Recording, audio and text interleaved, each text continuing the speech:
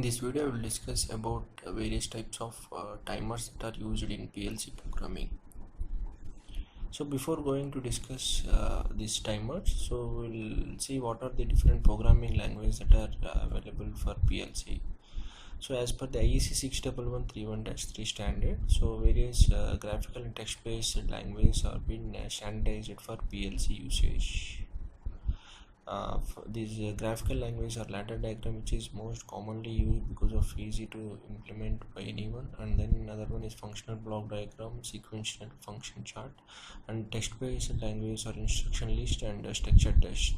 And in this video, for understanding the examples of the zone of timers, we have used a ladder logic. So timers are commonly used in PLC programming for controlling various tasks. For example, a motor or pump need to be controlled to operate for a particular interval of time, or perhaps be switched on after some time interval. So for achieving these tasks, timers are used, and PLCs have an inbuilt timer blocks. So timers count fractions of second or seconds using the internal CPU clock, and as the CPU is a part of the PLC. There are different types of timers that can be found in PLCs. They are on delay timer and off delay timer, pulse timer. In addition to these timers, there are different types of other timers are available depending upon the type of the PLC that we are going to use. And this number of timers that are available in PLCs also depends upon the type of the PLC. These timers will behave like a relay switch when energized. So means when this timer value reaches the preset value, then this will result in the closure or opening of the contacts after some preset time, that is we are setting in these timers. The timer thus treated as an output for a rung. So the PLC programming in ladder logic is having so many rungs, so this timer can be treated as an output of a rung with control being exercised over a pair of contacts. This is the on delay timer. So this on delay timer we can see, which is having an input which is also known as the trigger input or start input, and it is having the output, and both these input and output are of Boolean nature, whether that means they are in on off or on or off. And there are preset time and the elapsed time. Preset time is used for setting the time in the timer, so what action to be taken, so it depends upon this preset time value. And then elapsed time output, it will use the value of the timer when it is running. The timers are available with time basis of 10 millisecond, 100 millisecond, 1 second, and so on. Suppose if you selected 10 millisecond timer, and if you want a 1 second time delay, then we have to set the preset time to 10. So the required time is set in multiples of time basis and is set using the preset time. This on delay timer will start when there is a positive edge at the start input. So here we can see whenever the input goes from low to high, so the timer operation will start, and whenever this timer value reaches the preset time value, then the output, that is Q, will goes high, and this Q will remains in the high state until the input is present, and whenever the input goes low, the output also goes low. So this is the on delay timer, that is as per the Siemens. So these are the different state. In addition to this set, so the start input, Q output, this also having a reset input. So the reset input is used for resetting the timer value. So in case 1, if you see that the trigger input remains high and the relay contact switches. In this case, with the no reset input, and whenever the trigger input is present, so the timer starts its operation, and whenever this timer value reaches the preset value that is set in the TV, so the timer outputs the Q value from low to high, and this Q value will be in the high state whenever until the trigger value, that is until the trigger input is high. And case 2, if you see, so the trigger input goes slow before the time is reached. So if the trigger input goes slow before the preset time, so there is no change in the state in the Q output.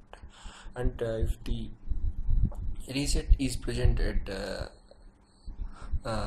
the timer input, so the output goes slow whenever the reset is present. So off delay timer, so this is the block of the off delay timer, which is having an input, that is trigger input, and a Q, that is output, preset time, and elapsed time. So whenever trigger is input is present, the Q output immediately goes high. So whenever the trigger input IN goes from high to low, that is negative edge at this input, so the timer starts its operation. And whenever this timer value reaches the preset time, then the output changes its state from high to low. That is, the Q value goes from high state to low state. So whenever trigger is applied and reset input is off, then the output will be switched on and the timer is in stop condition. And whenever the trigger input is removed, that is during the trailing edge, that is whenever the trigger input goes from high to low, the timer starts and output will remain on until the completion of the set time.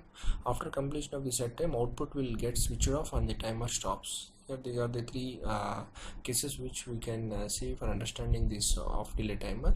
Whenever no reset is present under normal operation, so whenever the trigger input goes from high to low, that is negative edge, the timer off delay timer will start its operation, and after the value of the preset time, its output Q will goes from high to low, and reset goes high while it is in off state. Here we can see in the case 2 a reset input have been applied. So whenever a reset input have been applied, the output will go slow, and reset input goes high while the trigger is high. So whenever the trigger is high, the output so if the reset is input is applied, for that reset time only the output goes slow, that is Q value goes slow, and immediately after the reset is removed, the output goes to the high state. And whenever the trigger input goes from high to low state, that is a negative edge, the off delay timer will start its operation, and whenever its value reaches the preset time, the output will goes from high to low state. This is the pulse timer. So whenever the input is present at the trigger input, so the output will be high for a defined period, that is defined by the preset time. So these are the three conditions we can see. So whenever the trigger is applied and reset is off, timer starts and output will become on for a set time.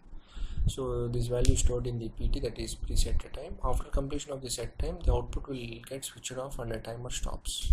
Once timer stops, it will not once timer starts, it will not stop until set time gets completed. If in between trigger is removed or trigger is applied, it will not make any difference in the operation of the running pulse timer. We can see these different cases of understanding this pulse timer. So these are the examples which we discussed for understanding these timers which we have already discussed.